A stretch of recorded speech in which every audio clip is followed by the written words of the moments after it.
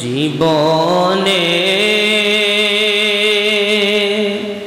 হবে কি তোমার দিদার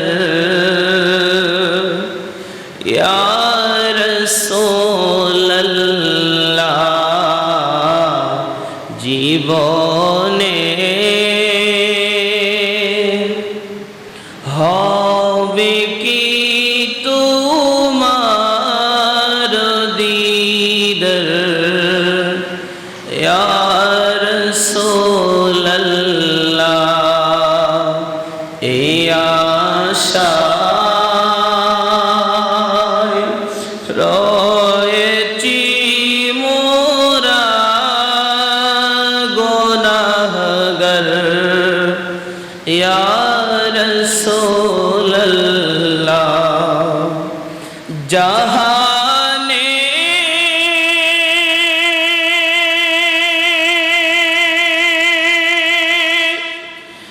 যেদিকে তাকাই দরদি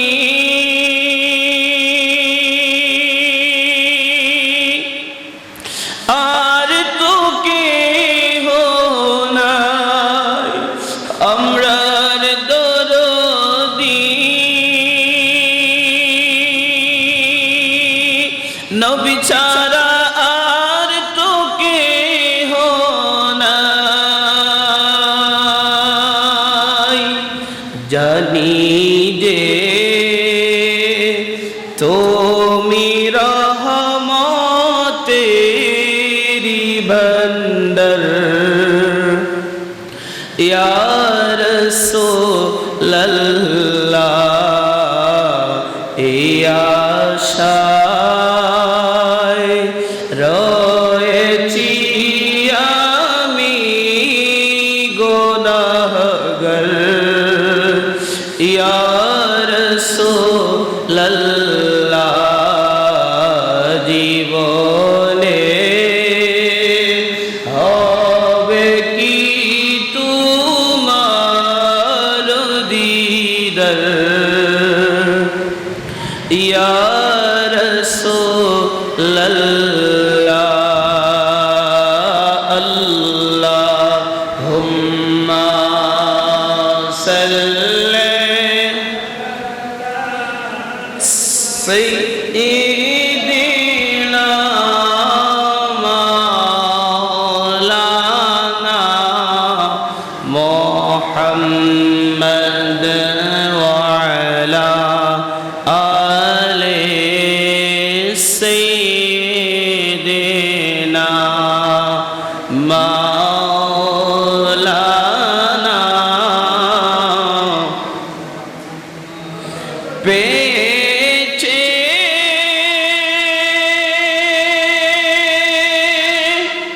তোমাকে যিনি পেয়েছে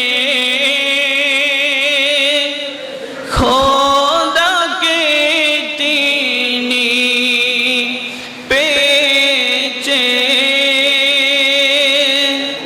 খোদাকে তিনি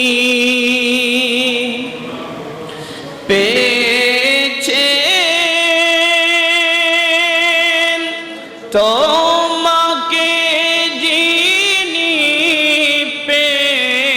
পেয়েছেন খোদাকে তিনি তুমি যে দোনো আলমের সরদার ইয়া রাসূলুল্লাহ এই আশায় রয়েছি আমি গুনাহগার ইয়া রাসূলুল্লাহ আল্লাহুম্মা সাল্লি আলা সাইয়্যিদিনা মাওলানা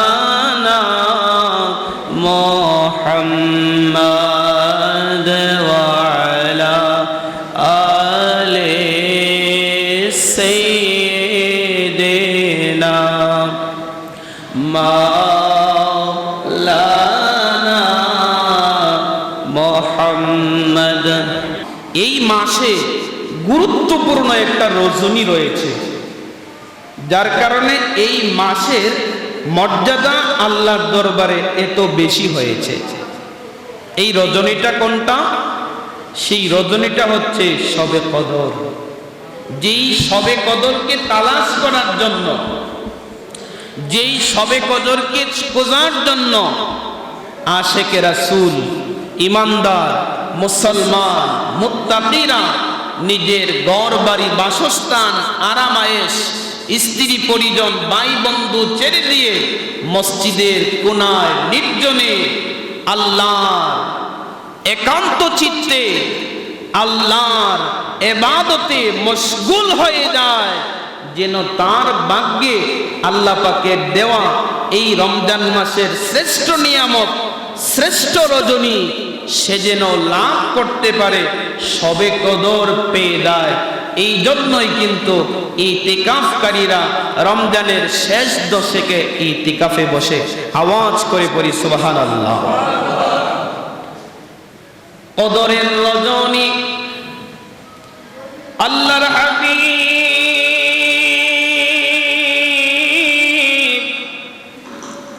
রাসূল আকরাম রাউফুর রহিম এর মর্যাদা, এর সম্মান আলোচনা করতে যাইয়া বর্ণনা এসেছে। মুজাহিদ রাহমাতুল্লাহ আলাইহি বলেন, বনি ইসরাইলের জামানায় এক লোক সারা রাত দাঁড়িয়ে দাঁড়িয়ে আল্লাহর ইবাদত করত। যেই রাতে আমাদের ঘুম না হলে দিনের বেলায় কোনো কাজ করতে পারি না, শরীরে শক্তি পাই না, কাজ করতেও পারি না, চলতেও পারি না, বসতেও সমস্যা হয়, হাঁটতেও সমস্যা হয়, রাত্রে ঘুম না হলে আমাদের দিনের বেলাও শান্তিতে যায় না। এক লোক বনি ইসরাইলে, লোকটা সারা রাত দাঁড়িয়ে দাঁড়িয়ে আল্লাহর ইবাদত করত। সুবহানাল্লাহ। আল্লাহর ইবাদত করত লোকটা। আর দিনের বেলা কি করত বাবা? দিনের বেলা দুশমনের বিরুদ্ধে, আল্লাহর মুশরিকদের বিরুদ্ধে সারা দিন জিহাদ করত। সুবহানাল্লাহ। দিনের বেলায় যুদ্ধ কাফের মুশরিকদের বিরুদ্ধে, আর রাত্র বেলায় সারা রাত দাঁড়িয়ে দাঁড়িয়ে আল্লাহর ইবাদত বন্দেগী করতেন। সুবহানাল্লাহ। হাদিস সাক্ষী, এই লোকটা একদিন নয়, 2 দিন নয়, 1 মাস নয়, 2 মাস নয়, ওই লোকটা 1000 বছর পর্যন্ত আল্লাহর ইবাদত বন্দেগীতে সারা রাত দাঁড়িয়ে দাঁড়িয়ে ইবাদত করতেন।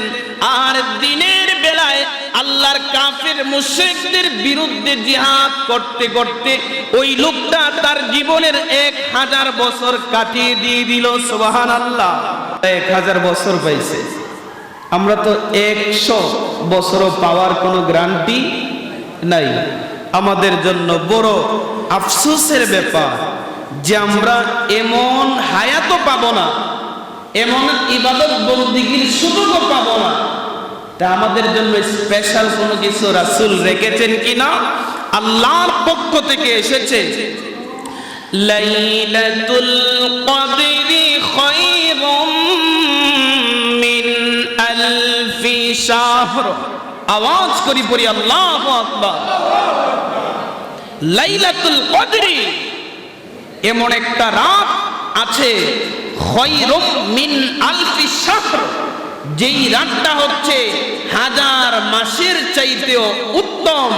ইবাদতকারী যদি লাইলাতুল কদরের রাত পেয়ে সারা রাত ইবাদত বন্দেগীতে কাটিয়ে দিতে পারে, তাহলে বনি ইসরাইলের জামানায় যেই লোকটা 1000 বছর ইবাদত বন্দেগী করেছে, 1000 বছর সারা দিন যুদ্ধ করেছে আল্লাহর জন্য, সারা রাত দাঁড়িয়ে দাঁড়িয়ে আল্লাহর গোলামি ইবাদত বন্দেগী করেছে, ওই লোকটা 1000 বছর এরকম ভাবে কাটিয়ে দিয়ে যেই সওয়াব অর্জন করেছে, এর চাইতে বেশি পরিমাণের সওয়াব পাবে আল্লাহর রাসূলের শেষ জামানার উম্মতেরা যদি শবে কদরের রাত পেয়ে সারা রাত ইবাদত বন্দিগি করতে পারে, সুবহানাল্লাহ, তাহলে আমাদের মর্যাদা কম না বেশি?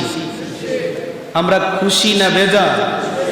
এরকম রজনী এই মাসে আছে, এই মাসটা আমাদের হায়াতে আমরা পেয়েছি। আল্লাহ পাক এই মাসটাকে আমাদের হায়াতে রেখেছে, এই জন্য আমরা খুশি না বেজার? হযরত আবু বকর ওয়াল্লাহ রাদিয়াল্লাহু তাআলা আনহু থেকে একখানা হাদিস এসেছে, কানা মুলকু সুলাইমান 500 শাহরিন ওয়া মুলকু যুলকিফল যুলকারনাইন 500 শাহরিন। যে আল্লাহর দুইজন পয়গম্বর 500 বছর এই পৃথিবীকে শাসন করেছেন। একজন হচ্ছেন সুলাইমান আলাইহিস সালাম, আরেকজন হচ্ছেন যুলকারনাইন। এই দুইজন মুসলমান রাষ্ট্রনায়ক পৃথিবী শাসন করেছেন, দুজনে এক একজনে 500 বছর করে। তাহলে সুলাইমান যদি 500 বছর পৃথিবী শাসন করে থাকেন, যুলকারনাইন করেছেন 500 বছর শাসন, তাহলে দুইজনকে একত্র করলে হয় 1000 বছর। ঠিক কিনা বলুন? কয় হাজার বছর হয়? 1000 বছর। হাদিসে রাসূলে পাক বলেন, খায়রাম মুলকিহা খায়রাম মিন মুলকিহা। সুলাইমান আলাইহিস সালাম 500 বছর পৃথিবী শাসন করেছেন, যুলকারনাইন 500 বছর পৃথিবী শাসন করেছেন। কেমন শাসন? যেই শাসনের মধ্যে কোন প্রকারের ভেজাল ছিল না, দুর্নীতি ছিল না, কোন প্রকারের হিংসা ছিল না, কোন প্রকারের মানুষের সহানুভূতিতা ছিল না। যে আত্মীয়কে কোন সরকার থেকে বরাদ্দ দিবে, নিজের মানুষদেরকে সরকার থেকে বরাদ্দ দিবে, নিজের দলের মানুষদেরকে সরকার থেকে বরাদ্দ দিবে, বিরোধী দল পাবে না, অনাত্মীয় পাবে না, দূরের মানুষ পাবে না। কোন প্রকারে এরকম অবস্থা ছিল না। একেবারে সুষ্ঠু বন্টন, সুষ্ঠু শাসন। এই দুইজনের আমলে 500 বছর পৃথিবীতে এরকম একেবারে 500 বছর তারা পৃথিবীকে শাসন করেছেন সুষ্ঠুভাবে। আল্লাহর হাবিব বলেন, খায়রাম মিন মুলকিহা। যে মানুষটা আমার উম্মতের মধ্যে শবে কদরের রাত্রিতে সারা রাত ইবাদত বন্দেগী করবে।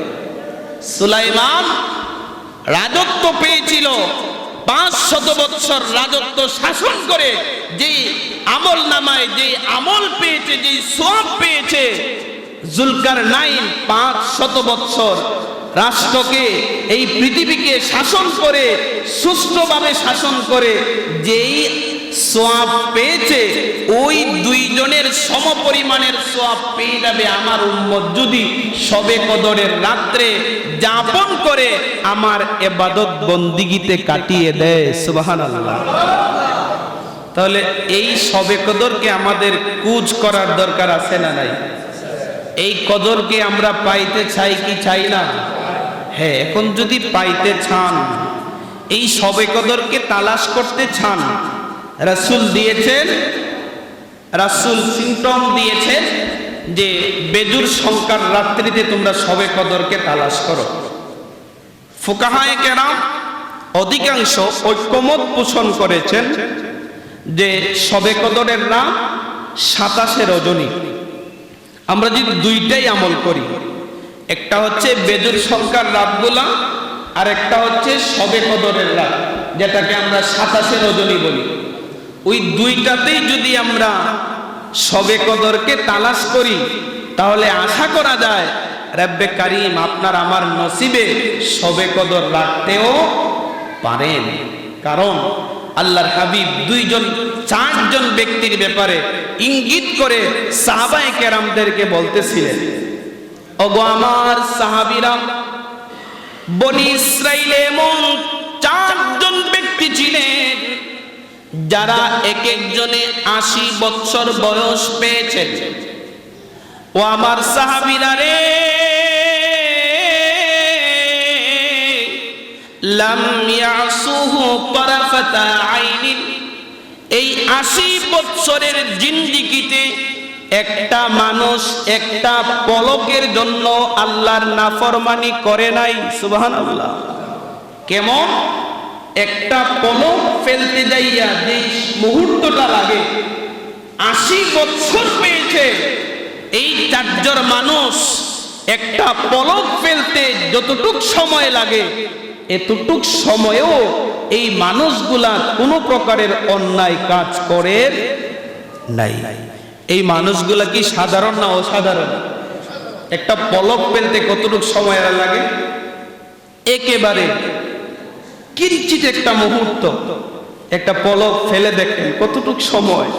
আর আপনার আমার জিন্দেগিতে আমরা কত ঘন্টার পর ঘন্টা, দিনের পর দিন, মাসের পর মাস চলে যাচ্ছে আল্লাহর ইবাদত বন্দেগী, আল্লাহর দিকে আসা আমাদের কত অবহেলায়, কত অবস্থায় আমাদের সময়গুলো আমরা পার করে দিচ্ছি। আল্লাহর হাবিব বলেন, ও আমার সাহাবীরা, এই চারজন ব্যক্তি কারা তোমরা জানোনি? একজন হচ্ছেন আইয়ুব আলাইহিস সালাম, আরেকজন হচ্ছেন জাকারিয়া আলাইহিস সালাম, আরেকজন হচ্ছে ইউসা আলাইহিস সালাম, আরেকজন হচ্ছে হিজকিল আলাইহিস সালাম। সুবহানাল্লাহ। এই চারজন ব্যক্তি 80 বছরে একটা পলক মুহূর্ত পর্যন্ত আল্লাহর নাফরমানি করে নাই।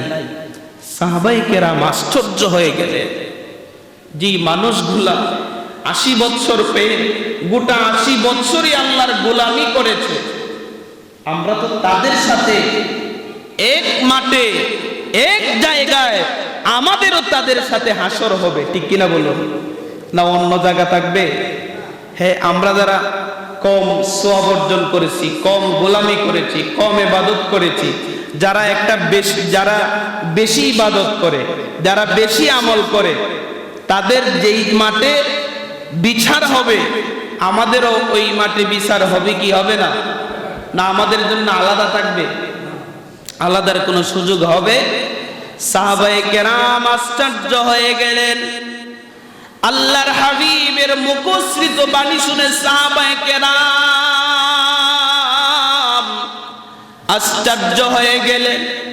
ওই মুহূর্তে আল্লাহর পক্ষ থেকে জিবরাইল